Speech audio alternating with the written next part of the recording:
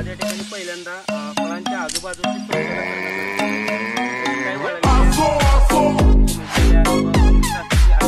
फळ आपल्याला क्लीन करायचं आहे.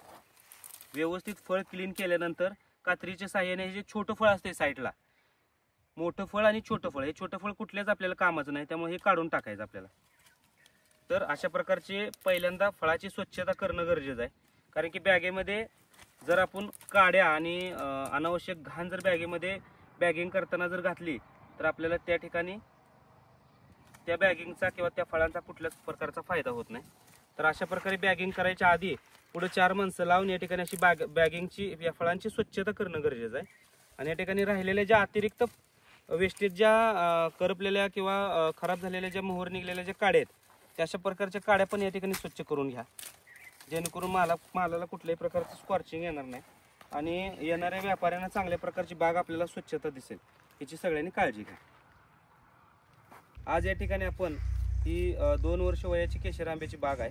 तर या ठिकाणी आज बॅगेमध्ये बॅगिंग करणाऱ्या मजुरांना त्यांचं बॅगेमध्ये बॅग कशी लावायची हे प्रात्यक्षिक दाखवतोय.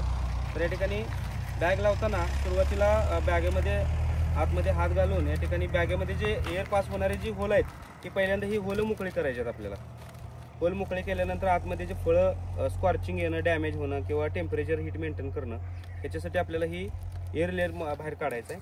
आणि त्याच्यामधनं ते फळांना चांगल्या प्रकारची स्वच्छता करून फळापाशी ते इथं देठ असतोय तो कात्रीच्या साहाय्याने स्वच्छ करायची. तुम्ही बघत असाल की सगळी फळं. आणि याच्यामध्ये आतमध्ये बॅग घातल्यानंतर 50% फळ हे निम्म्या बॅगेपर्यंत आलं पाहिजे. आणि या ठिकाणी आपण अशा प्रकारची छोटीशी चुंबळ या ठिकाणी करून व्यवस्थितरित्या ह्याच्यामध्ये तार आहे बॅगेमध्ये, हे तार गोल आपल्याला याची अशी आवळायचे. फक्त तार आवळताना एकच काळजी घ्यायची की देठावरती जास्त दबाव किंवा ताण आला नाही पाहिजे, त्याला कुठल्याही प्रकारची इजा नाही झाली पाहिजे.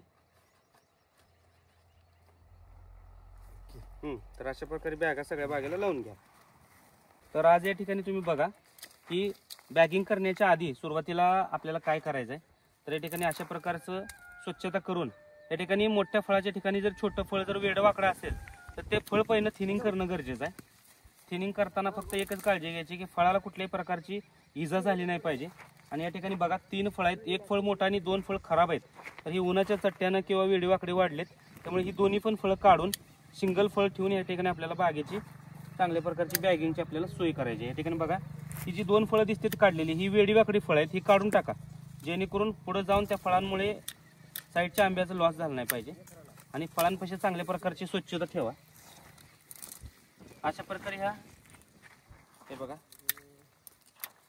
तर बॅगिंग करताना फक्त एवढीच काळजी घ्यायची, बाकीचं काहीच नाही, सगळं सोपं आहे.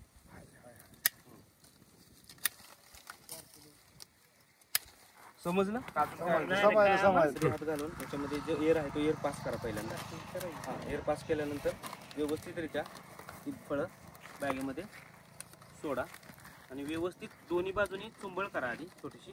आणि देठाला कुठल्याही प्रकारची इजा होईल हे बघा, इथं चुंबळ करा अशी गाड्या करायला. आणि नंतर ह्याच्यामध्ये जी तार आहे ना ती व्यवस्थितरित्या गोल फिरवून आपल्याला तार अशी लॉक करायची. लॉक झाल्यानंतर सोडून द्या देठा संग लॉक करायचे, देठाच्या बगलला दाबायचे, बाजूला लॉक करायचे. देठावर कुठल्याही प्रकारचा प्रेशर आणि जर देठ जर पिचकला तर ते फळ स्कॉर्चिंग डॅमेज होईल.